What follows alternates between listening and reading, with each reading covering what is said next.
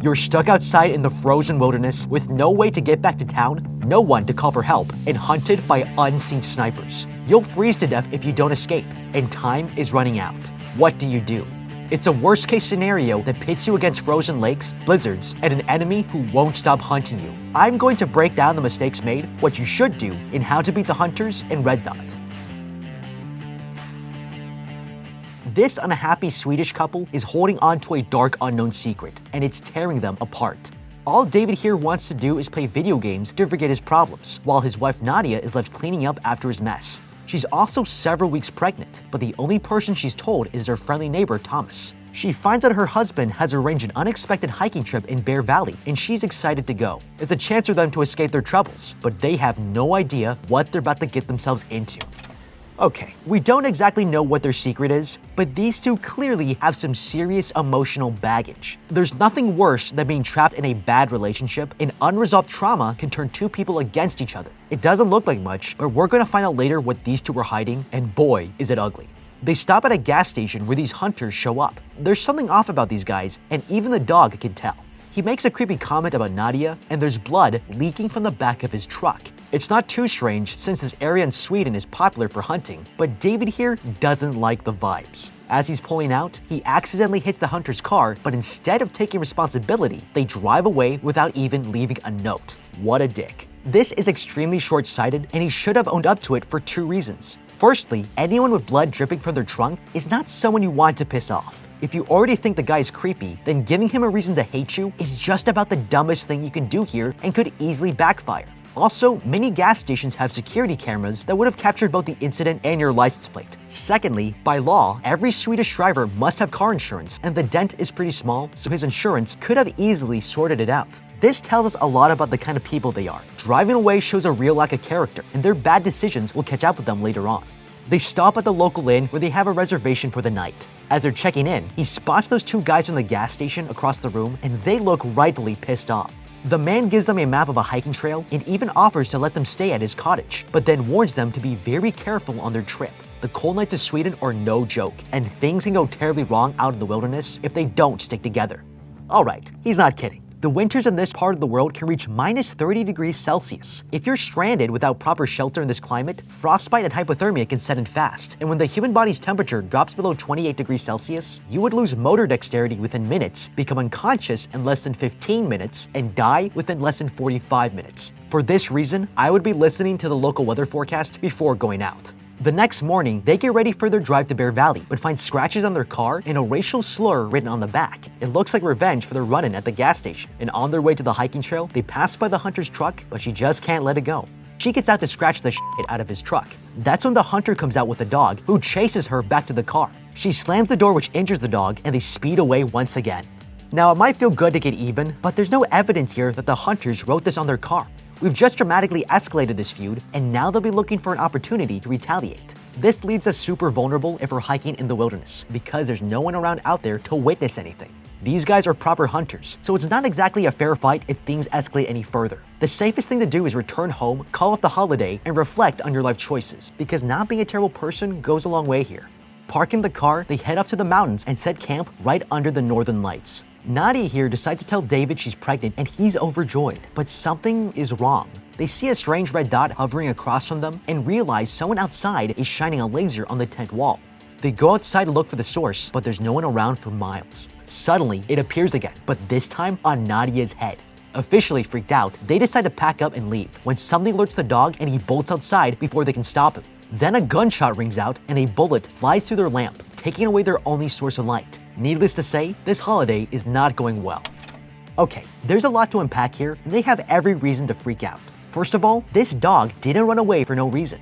The only thing that alerts a dog this quickly without a sound is a dog whistle. That tells me whoever's doing this is someone we've met before, so it's most likely the hunters from the gas station looking for revenge. Now, this sniper's aim is seriously on point, and if he wanted them dead, they would be. So these might just be scare tactics. But he's also made a mistake here, because we can use the laser to triangulate the position of the sniper. From the light fall off in the snow, we can figure out that the sniper is in this direction. And this changes everything, because now we can figure out the best direction to run in.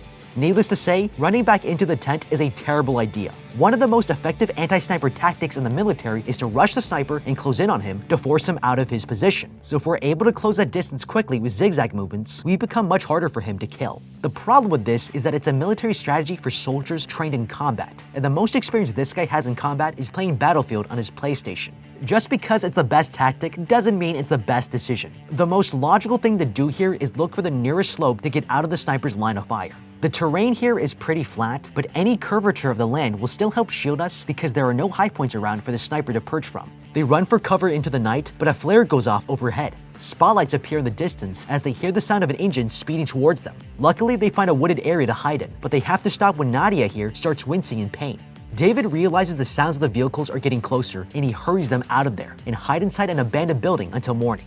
Okay, they're lucky to find shelter, but staying here is the frozen wilderness equivalent of hiding under the bed. It's just way too obvious and the hunters will find them. We should check the map the innkeeper gave us and see if there are any buildings marked down. I would head for the innkeeper's cottage as it's most likely closest and might have a landline to call for rescue. But assuming we can find it, it's not going to help us if we lead the hunters straight there. The best option is to create a distraction to lead them away from our direction. If the dog didn't run off, I'd consider tying him up and leaving him here, as the barking will attract the hunters and buy us more time as we stay on the move. It sounds terrible, but it's a calculated risk. These hunters might want to make us suffer, but they also had a dog that they took good care of, and anyone who takes good care of their dog like this would be very unlikely to hurt someone else's. It's the next day, but they don't have a lot of time to escape. They didn't bring their outer layer coats with them from the tent, so they're more vulnerable to the weather than before. Nadia here wants to go back to the car, but David points out that the keys and phones are at the tent, and since neither of them know how to hotwire a car, they need to go back to their camp.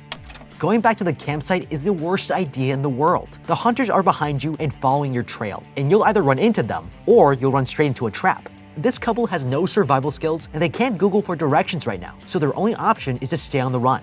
Back at the campsite, David here decides to check out the tent while Nadia stays back for safety, but she sees him suddenly come out and vomit. She runs up and he warns her not to look inside, but she doesn't listen and sees the decapitated head of their dog, and everything's been stolen. It's horrific. He gets her to calm down and goes back inside to look for the keys. He moves the dog's head to check under the sleeping bag, and his arm gets caught in a bear trap. Nadia here pries the trap off and helps treat the wound, binding it with an improvised cast. Okay, I'm starting to think this has nothing to do with a scratched car, because this is way too extreme. Up until this point, nobody's been hurt, but now it's turned into a legitimate death scenario. These people don't want to just scare us, they want to kill us, and it tells me every aspect of this is by design. But there's one thing that can't be controlled, and that's the weather. This thick fog is actually a blessing in disguise, because the sniper won't have a clear line of sight unless we're already too close for him to shoot.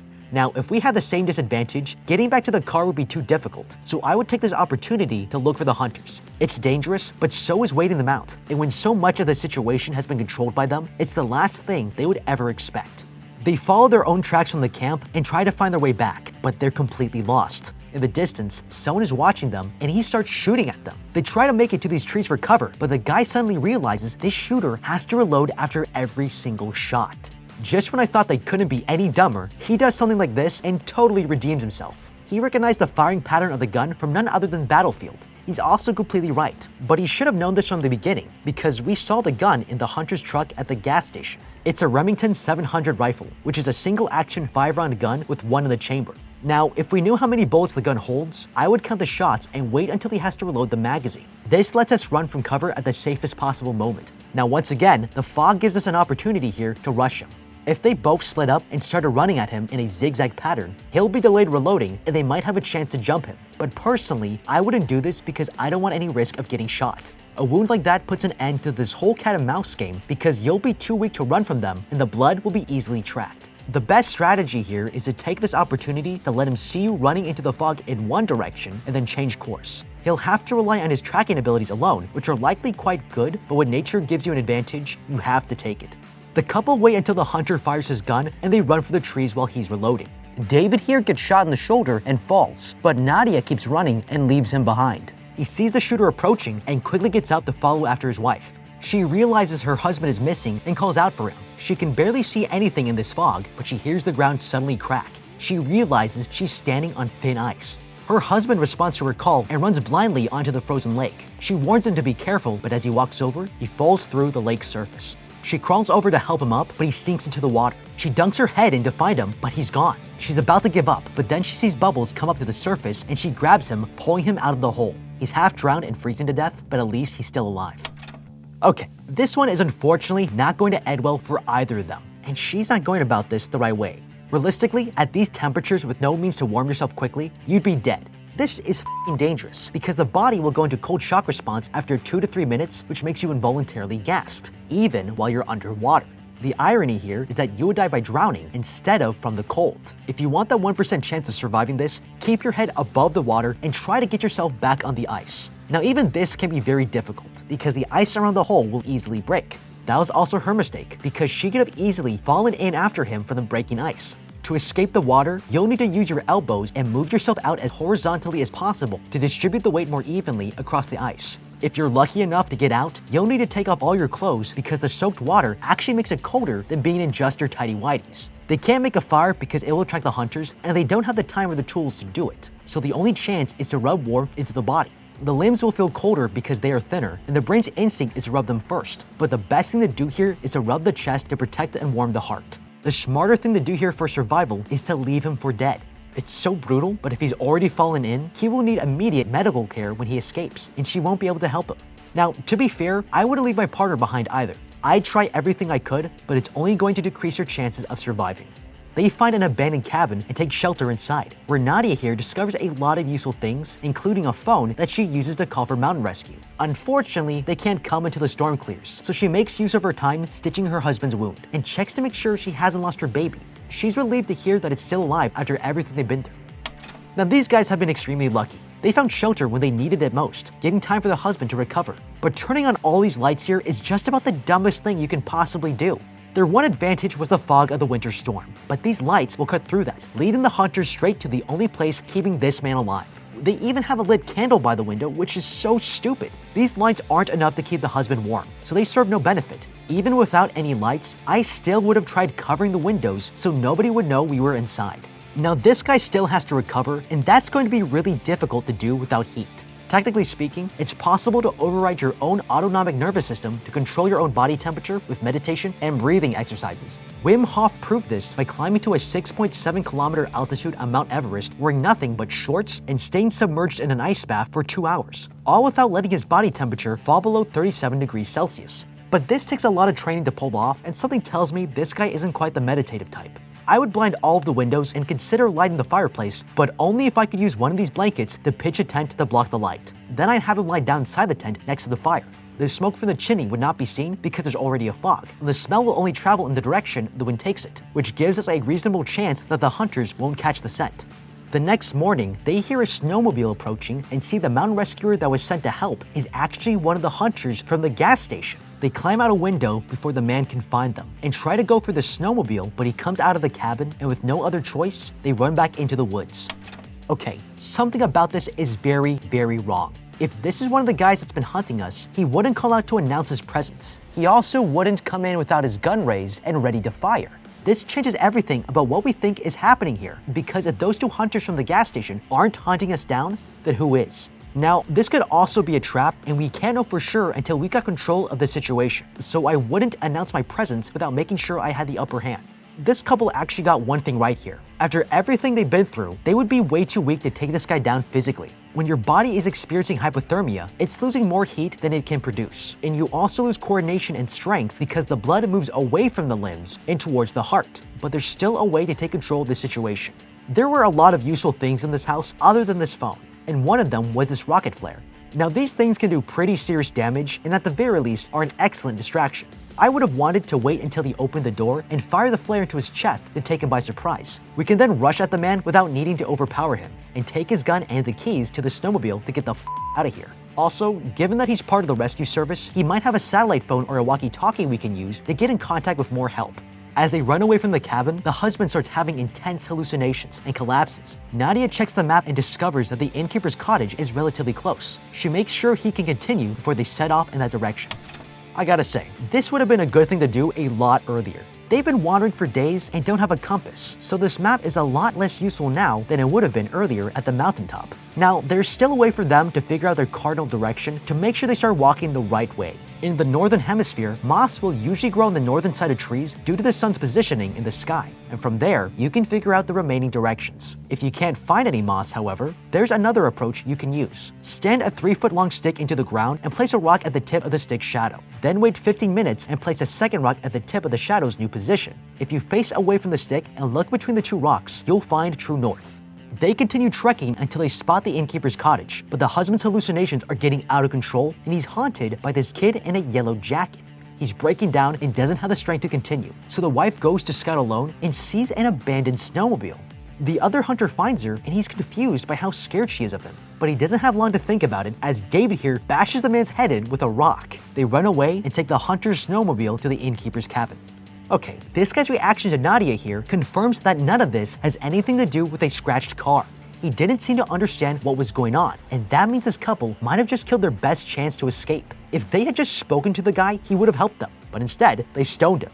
I guess communication is not one of their strong suits, but neither is critical thinking. They took his snowmobile, but left his gun sitting there in the snow. They have absolutely nothing to defend themselves with, and when they manage to find one, they leave it behind.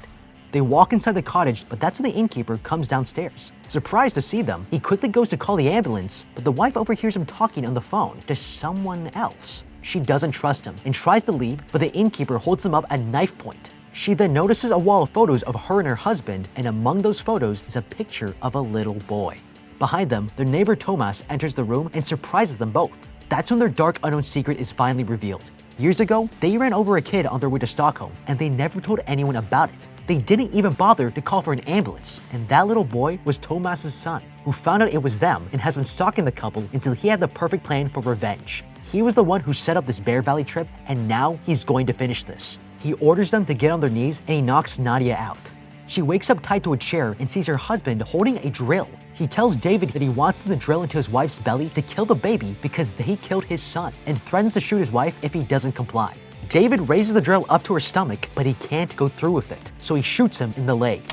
Alright, if Tomas here created this elaborate trap only to have them tortured and killed inside a house, then he's not being smart about any of this. There's going to be way too much evidence to clean up, and he hasn't even set up a proper kill room with plastic sheets to be cleaned easily without leaving a bloody mess. If he wants to kill them without getting caught, it's better to force them back out and tie them up so they die of hypothermia, and if any evidence surfaces, it will look like they were just caught in the weather. The neighbor puts his gun to her head and is about to shoot her, but the other hunter comes in. He's confused and demands to know what they're doing. Thomas here panics and shoots at him, but accidentally kills the innkeeper. The neighbor goes into attack mode, and David here uses that opportunity to set his wife free. Okay, when people show up like this, it's a distraction, and you have to take advantage of it if you want any chance of escaping. You don't need to understand the situation. Simply rush this guy and take him out. Now he has a gun, but you also have a pretty powerful weapon, and that's your teeth. The average human can bite down with over 150 pounds of force per square inch, so the best thing to do here is to immediately take advantage of the distraction and bite him right in the jugular vein on the neck. You'll be able to rip through the flesh deep enough to severely wound him, and he'll have to recover, giving you time to escape from the house. They run out of the cottage and head to the snowmobile, but they can't get it to work, and when they hear another gunshot go off inside, they run back into the woods. The husband falls to the ground and is too injured to continue. He tells his wife she needs to leave him, and she sprints out of there, but trips on the dead hunter's body, and thankfully, his rifle is still next to his corpse. The neighbor demands to know where his wife is, and that's when she comes to the rescue. Their neighbor puts his gun down, but Thomas starts to smile, and something is wrong here. Suddenly, she's shot down by an unseen sniper, and this woman walks out. She's the neighbor's wife, and the second person hunting them down. Now, I get it. When people are actually faced with the reality of ending someone's life, you're likely going to hesitate. But even still, this was the worst way to go about it. If it were me, I'd be more worried about reaching them in time. And as soon as I saw the neighbor, I would have fired at him to stop him from shooting David here. This would save him more quickly, and the neighbor would be forced to run for cover. It would also guarantee that the wife wouldn't sneak up on her and kill her. David here begs to be killed, but they want him to live with the pain. He's finally gotten revenge for his son's death and leaves the man alone with the cooling corpse of his wife nearby. What do you think? How would you beat Red Dot? Let me know with a comment down below. Thank you so much for watching, leave a like and subscribe, and check out the How to Beat playlist for more videos like this. Until next time, have a damn good day.